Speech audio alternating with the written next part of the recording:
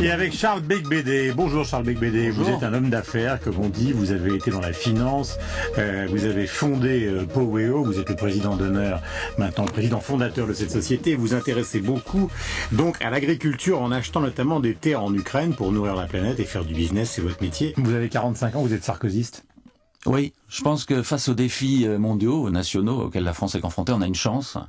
C'est qu'on a un homme qui est extraordinaire, au sens, effectivement, il n'est pas tout à fait ordinaire, et c'est Nicolas Sarkozy. Il a montré sa capacité à réagir au moment de la crise financière à l'automne 2008, et j'ai envie de le soutenir, et je le soutiens. Je me suis engagé dans le mouvement présidentiel. Vous pourriez être ministre ?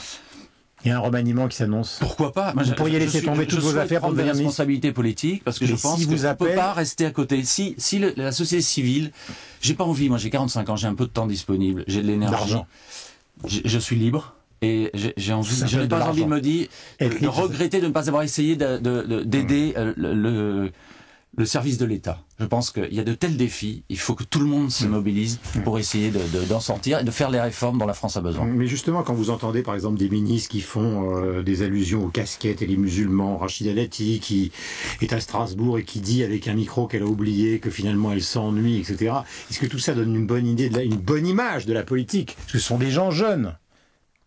Bien sûr que non. Il faut là, ce sont des gaffes. Il faut être professionnel. Je pense que quand je ne vais pas parler de ceux qui font des petites erreurs, mais je crois que moi, ça fait 20 ans que je suis entrepreneur, que je m'engage, j'ai une capacité à délivrer, à transformer des idées en projets, puis des projets en entreprise, en création d'emplois.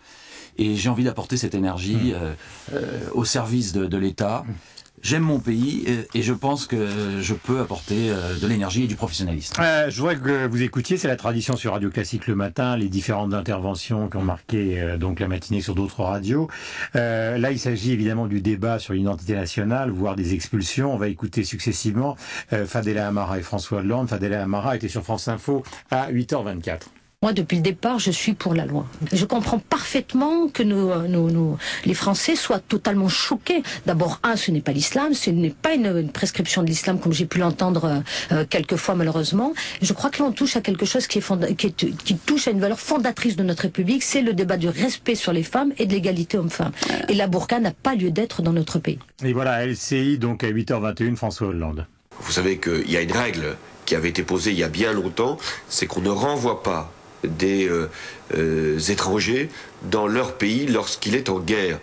Nul ne discutera que l'Afghanistan est en guerre depuis plusieurs années. La Grande-Bretagne expulse vers l'Afghanistan. La Grande-Bretagne est dirigée par la gauche. Je vous ai parlé de la position de la France. Nous n'avons pas forcément les mêmes traditions, les mêmes règles, mais je considère qu'aujourd'hui, quand on envoie des Afghans dans leur propre pays, alors qu'ils n'ont aucune condition de sécurité, c'est prendre un risque sur les personnes. Voilà, risque sur les personnes. Est-ce que ce débat aussi n'est pas un débat qui risque de déraper quand on parle justement des enjeux que vous évoquez tout à l'heure? Est-ce qu'on a du temps à perdre sur la coexistence entre l'islam et l'Occident, comme ça s'est passé en Suisse, alors que de toute façon, ils sont français pour la plupart d'entre eux, ils vivent avec nous, c'est comme ça, ça a évolué, l'identité nationale? Évidemment. Et Fadela Amara et François Hollande ont raison, je pense.